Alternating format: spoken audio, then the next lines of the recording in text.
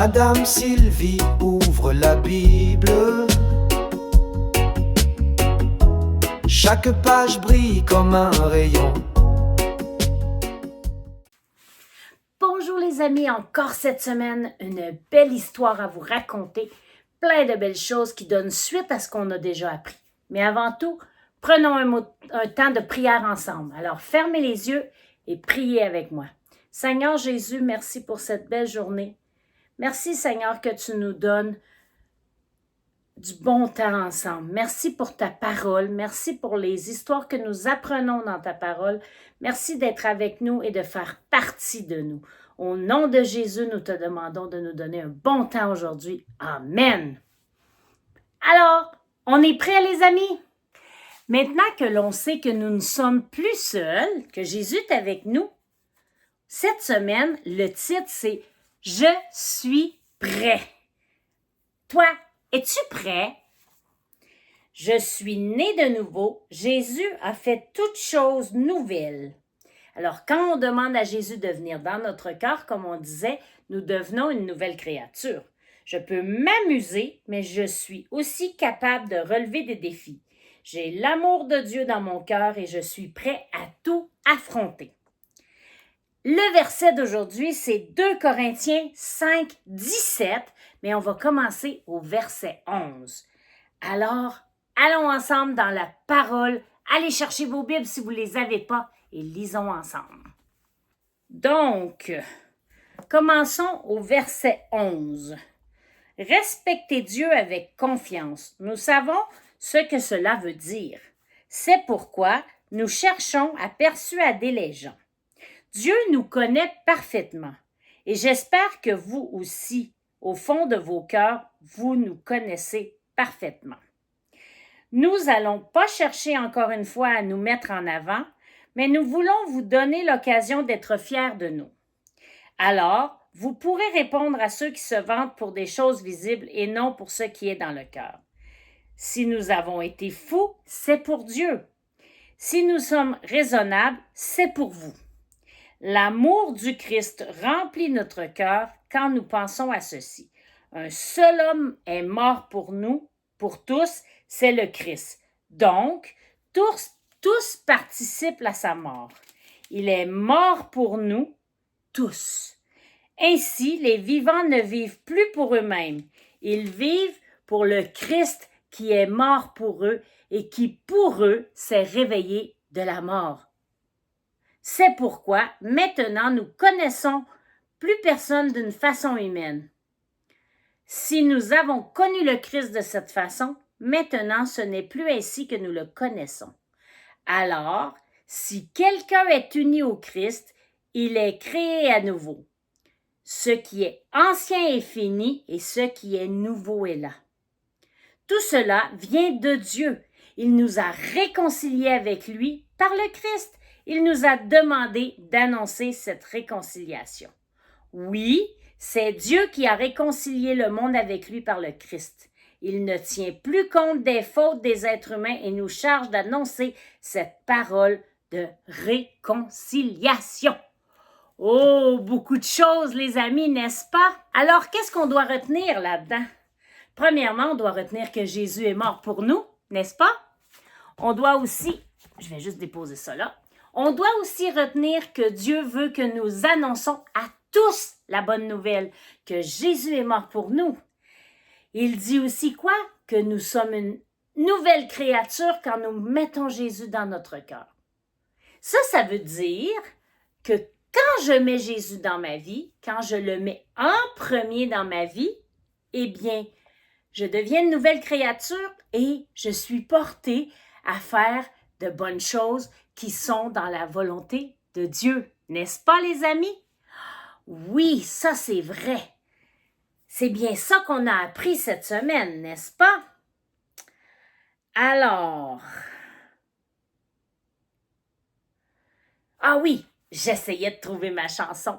Alors, la chanson d'aujourd'hui, c'est Kathleen Larocque avec Le Train du ciel qui l'a apportée en français. Moi, c'est de elle que je l'ai connue parce qu'elle existait en anglais aussi. Qui dit « Je suis un C ». Hein? Mais c'est quoi cette chanson? Allons voir ça ensemble. Qu'est-ce que cette chanson? Je suis un C et on revient tout de suite après.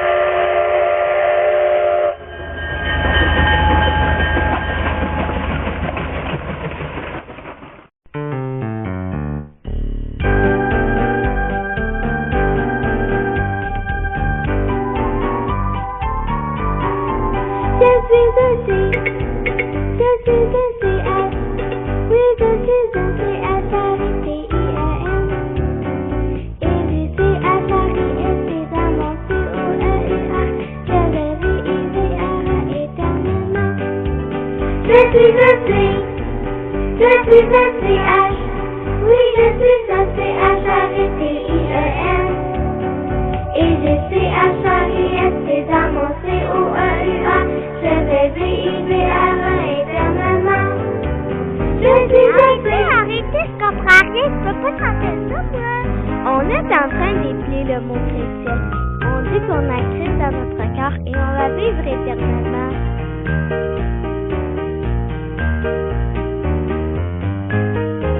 Je suis un C, je suis un CH. Oui, je suis un CH, C-H-A-R-I-T-I-E-N. Et j'ai C-H-A-R-I-S, c'est dans mon C-O-E-U-A. Je vais vivre éternellement. Je suis un C, je suis un CH. Oui, je suis un C-H-A-R-I-T-I-E-N. Et j'ai C-H-A-R-I-S, c'est dans mon C-O-E-U-A. Je vais vivre éternellement. Et j'ai C-H-A-R-I-S, c'est dans mon C-O-E-U-A. Je vais vivre éternellement.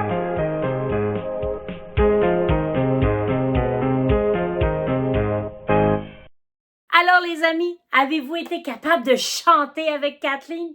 C'est vrai que des fois c'est difficile à chanter avec les mots et tout ça, hein? Mais ce qu'on doit retenir, c'est que nous sommes des chrétiens quand nous naissons de nouveau. Mais là, est-ce que c'est vrai que quand on naît de nouveau, on devient une nouvelle créature? Oui, on vient de le dire. Mais est-ce que c'est vrai que je ne pêche plus?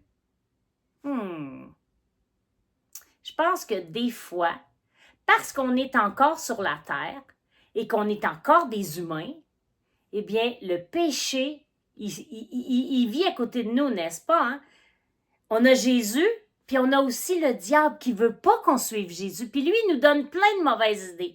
Puis des fois, on l'écoute, n'est-ce pas? Il y a justement une histoire dans la Bible qui s'intitule comme ça, « Le Fils prodigue ». Le Fils prodigue, qu'est-ce qu'il a fait? Allons le découvrir dans l'histoire et revenons en parler tout de suite après. L'histoire de Dieu, deux fils et un père. Une partie de l'histoire de Dieu est au sujet de Jésus qui veut que l'on sache combien Dieu nous aime. Des fois, Jésus nous parle en utilisant des paraboles. Une parabole est une histoire qui nous apprend une leçon. Jésus a une fois raconté une parabole à propos de deux fils et un père et ça commence comme ça. Ce père a deux fils. On appelle le fils aîné l'aîné, parce que c'est l'aîné. L'autre fils, c'est le fils prodigue, parce qu'il a utilisé tout son argent pour acheter des choses dont il n'avait pas besoin. Un jour, le fils prodigue est allé chez son père et lui a dit « Papa, donne-moi ma part de ton argent !» En fait, il savait que quand son père allait mourir, son frère et lui auraient partagé l'argent en deux. Mais il ne voulait pas attendre que son père devienne vieux et malade et qu'il meure. Il voulait l'argent maintenant. Vous pensez peut-être que la plupart des papas auraient dit « Pas question !» Mais son père lui a en fait donné l'argent. Les enfants, rappelez-vous, c'est une parabole, je n'essaierai pas ça à la maison. En tout cas, le fils a pris l'argent et est parti de la maison. On ne sait pas s'il a dit au revoir. Et pendant un moment, il a acheté tout ce qu'il voulait, et pour ses amis aussi. Il s'est tellement amusé à dépenser l'argent qu'il ne s'est jamais préoccupé d'en gagner. Puis d'un coup, il n'avait plus d'argent. Donc maintenant, il avait besoin d'un travail pour gagner de l'argent. Le problème, c'est que le seul travail qu'il a trouvé, c'est de travailler pour un fermier à nourrir les porcs. Vous savez, ces animaux qui aiment grogner et se rouler dans la boue. Et le pire, c'est que ses amis ont commencé à arrêter de l'aimer dès qu'il a arrêté de leur acheter des choses. En fait, les gens qui restent avec toi parce que tu leur achètes des choses ne sont pas de vrais amis. Et voilà le fils prodigue, coincé à nourrir les cochons. Pas d'amis, pas de maison et rien à manger. Il avait tellement faim qu'il voulait manger la nourriture puante des porcs. Il se sentait vraiment mal d'être parti de chez lui. Est-ce que toi aussi, tu as déjà fait quelque chose que tu as regretté après ? C'est pas drôle de se sentir comme ça. Un jour, le fils prodigue s'est rappelé combien les gens qui travaillent pour son père ont beaucoup à manger. Il ne pensait pas que son père voulait encore de lui comme fils, mais peut-être qu'il acceptera comme serviteur. Mais cette idée est risquée, il a été si méchant avec son père. Il a pris ses sous, il s'est enfui avec. Il a dépensé tout l'argent et a agi comme s'il ne voulait plus jamais revoir son père.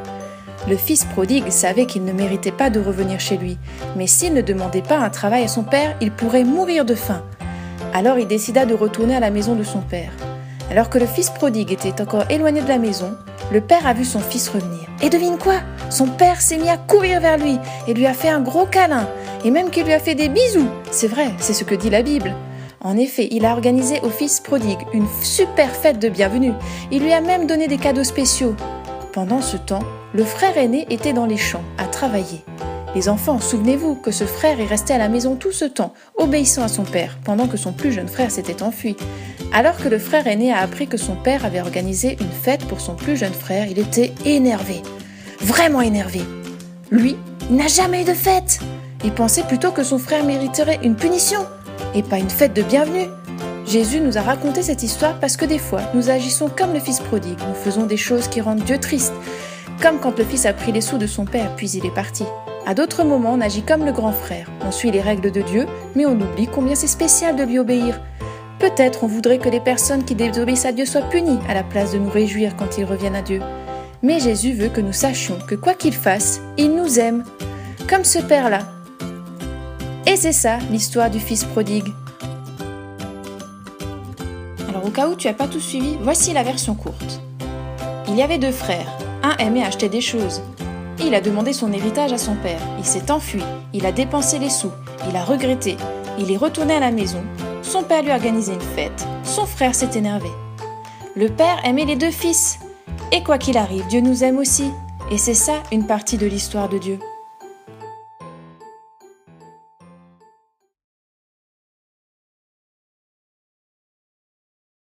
Alors, comme vous avez vu dans l'histoire du fils prodigue, lui, il pensait qu'il était bon, puis qu'il pouvait demander l'héritage à son père, puis son argent, puis partir, puis vivre la belle vie, puis profiter des richesses, et que ça durerait comme ça tout le temps. Mais c'est pas ça qui est arrivé, n'est-ce pas? À un moment donné, à force de tout prendre son argent comme ça, à un moment donné, il n'y en a plus eu. Mais est-ce qu'il a fait la bonne chose, vous croyez? Moi, je dis que oui. Et cette parabole-là, Dieu nous l'a racontée, Jésus nous l'a racontée pour une chose, pour nous dire que oui, on demande à Jésus de venir dans notre cœur, mais que des fois, on se laisse tenter et on retourne dans le monde. On retourne faire les choses que Dieu ne veut pas qu'on fasse. Puis un jour, on se rend compte, aïe, je veux retourner dans la maison de mon Père. Et qu'est-ce qu'on fait dans ce temps-là? On se met à genoux, on demande au Seigneur, pardonne-moi, et on revient. Et comme dans l'histoire, notre Papa Céleste, il rouvre grand les bras, puis il dit, viens-t'en mon enfant, puis il nous prend dans ses bras, puis il fait un festin. Oui, parce qu'il est content qu'on revienne. Alors, si un jour tu te sens que tu fais des choses pas correctes, eh bien, demande pardon et reviens. Dieu va être content de t'avoir avec lui. C'est une belle chose à retenir cette semaine, n'est-ce pas, les amis? Alors, cette semaine, quand tu vas vivre des choses difficiles, pense toujours que Jésus est avec toi, comme on disait la semaine passée, et pense toujours que Dieu veut que tu sois avec lui et que si tu glisses puis que tu fais une erreur, tu peux demander pardon. Ça ne dit pas de faire exprès, de dire « Ah, je vais glisser, puis c'est pas grave, je vais demander pardon. » Mais si ça t'arrive de glisser, demande pardon au Seigneur, reviens et il va t'accueillir les bras grands ouverts. Oui. Alors, bonne semaine les amis, on se reparle la semaine prochaine. Bye bye!